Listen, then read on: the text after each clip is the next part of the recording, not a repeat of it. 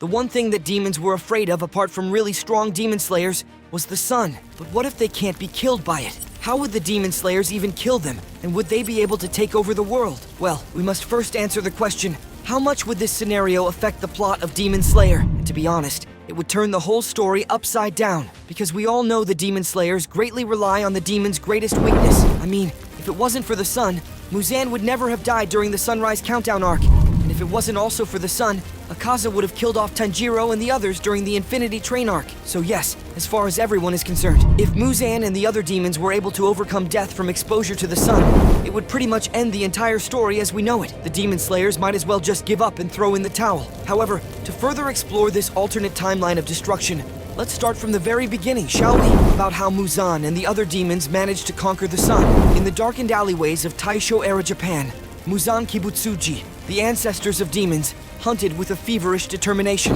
His unsatisfiable hunger for power and the desire to conquer the unyielding sun fueled his every step. Little did he know that destiny was about to give him one little gift that would make him one of the most powerful beings alive. One fateful night after the events that followed the Mount Natagumo arc, we see the Demon King as he looks around the outskirts of a rural village, and that's when he smells something. It was a fragrance so rare that even the Demon Slayer Corps remain didn't know of its existence. The elusive blue spider lily, the flower, hidden deep within the shadows of a dense and mysterious forest, held the key to unlocking a power that would change the fate of demons forever. Driven by his dreams of becoming immortal, Muzan followed the scent. As he went deeper into the mysterious woods, he could feel that the air was heavier, and the atmosphere had this unreal glow. After 1,000 years of searching, Muzan finally did it. The Demon King stumbled upon an area filled with blue colors and petals. In the center of this mystical clearing stood the elusive blue spider lily.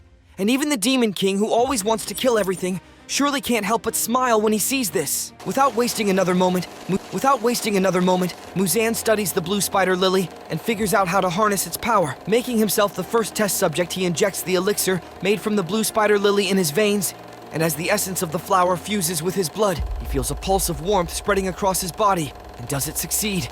Well, for the first time in 1,000 years, Muzan felt a warmth within him.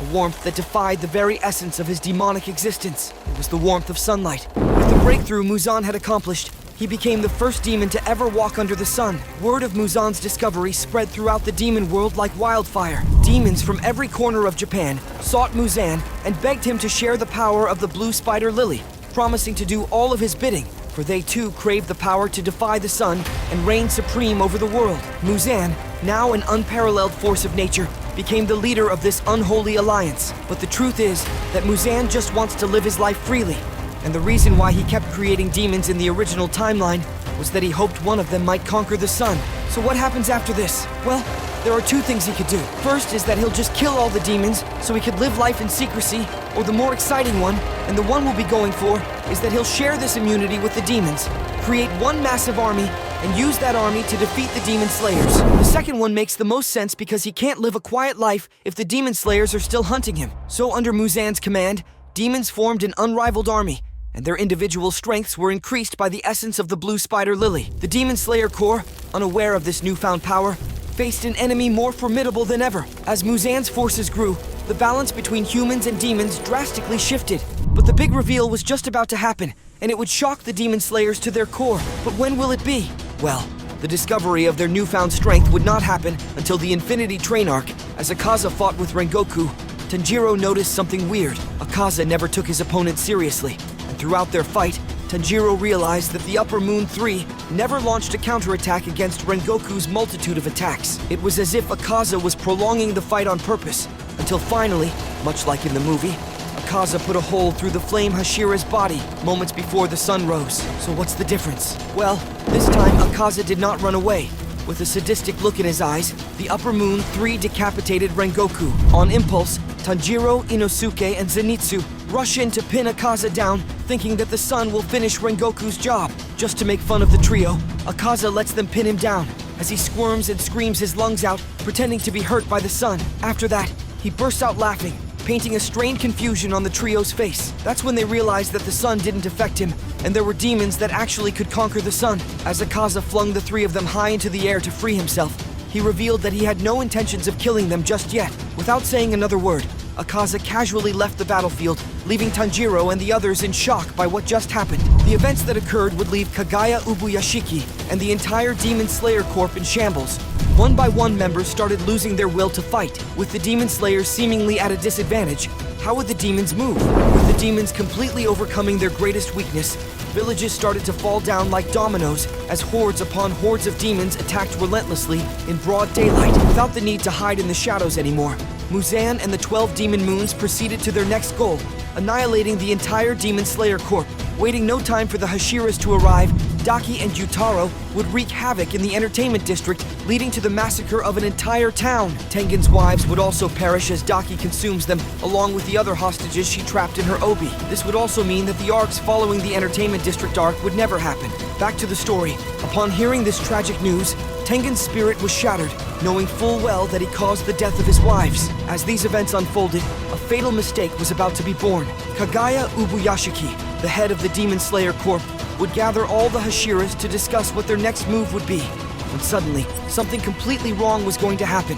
But what was it? Well, unaware that Muzan and the 12 Demon Moons had already infiltrated their headquarters, the Hashiras and 𝐥𝐤𝐤 found themselves surrounded. They were ready to lay their lives for humanity. Tengen, who had lost everything, showed no fear and drew his sword first and attacked. Throwing his custom-made bombs, the room they were in exploded, forcing the demons to fall back.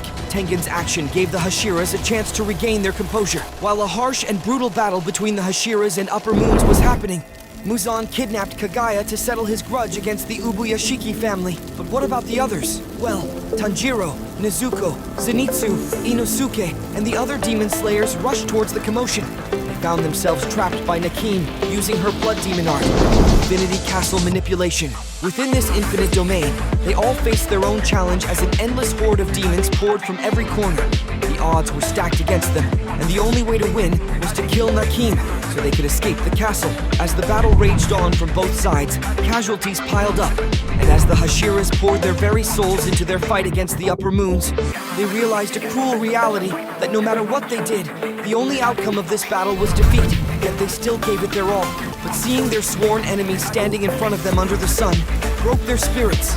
Not only were they overpowering them, but now they no longer had any weakness. Meanwhile, Tanjiro and the others were nearing their limit. Even though their opponents were low-level demons, their numbers greatly outmatched the Demon Slayers by 20. In their final moments, Tanjiro and his comrades set their hearts ablaze, screaming their lungs out as they pushed back as hard as they could. Will they be able to win this? Well, despite giving it their all, the Demon Slayers' numbers dwindled slowly until only 6 of them were left standing. Tanjiro, Nezuko, Zenitsu, Inosuke, Kanao, and Genya, bathed in their enemies' blood. But what stood before them were still hundreds of demons, waiting to pounce and finish the weakened warriors. But how were the Hashiras faring? Well, the Hashiras' defeat was already set in stone in an unfair matchup, and only Gyomi, Tengen, Sanemi, Iguro, and Muichiro were the ones that remained standing. As the Upper Moons mocked the Hashiras for being weak, a sudden twist was about to happen. Inflicted by these turn of events, Kokushibo was not in favor of the eternal darkness that their evolution was bringing to the world. This is because he only wanted to be stronger than Yorichi. We saw the results of his actions. In a fluid and swift movement, Kokushibo easily separated Doma's head from his body. He revealed that ever since they were able to walk under the sun, he was no longer bound to Muzan's curse. Somehow, conquering the sun meant liberation from Muzan. No longer controlled by Muzan, Kokushibo regained his humanity and was on a path of redemption. Siding with humanity, he turned the tides of the fight. With his moon-breathing technique and demonic powers, he became a dependable ally for the Demon Slayers. As the Hashiras watched Kokushibo go against all the Upper Moons, the remaining pillars joined the battle. One by one, the Upper Moons fell at their feet until only Akaza was left standing. Knowing full well he could not beat Kokushibo, he decided that escaping was the only option left. But noticing his plan, Kokushibo cuts off his leg and pins him down, letting Tengen deliver the final blow to avenge his fallen comrades. On the other hand, as Tanjiro and the others were bruised, battered, and consumed by fatigue, death seemed imminent for them. In their final moments, each of them dreamed of a scenario where they lived comfortably, not haunted by unnecessary deaths. Upon opening their eyes, they saw familiar figures standing over them. The Hashiras had just arrived on time to help them. As they watched the Hashiras fight, the Infinity Castle suddenly vanished into thin air, and in the distance, they saw Kokushibo gathering the remaining members of the Demon Slayer Corp. Kokushibo led them to a secluded place away from Muzan's reach. As the sun set on a chaotic world where Muzan sat at the top, The Demon King held 𝐥𝐤𝐤𝐬𝐷𝐿's lifeless body, realizing that his dreams had been fulfilled and that no one in this world could stop him. But something felt off for the Demon King. As he regained his composure, he realized one thing. He no longer felt connected to the other demons, especially the 12 demon moons. Not surprised by Kokushibo's betrayal, Muzan wasted no time as he tracked the weakened demon slayers down to finish the job himself, with no intention of letting anybody escape. Knowing that escape was impossible, Kokushibo, along with the others, set up an ambush for the Demon King. So will this end this final battle?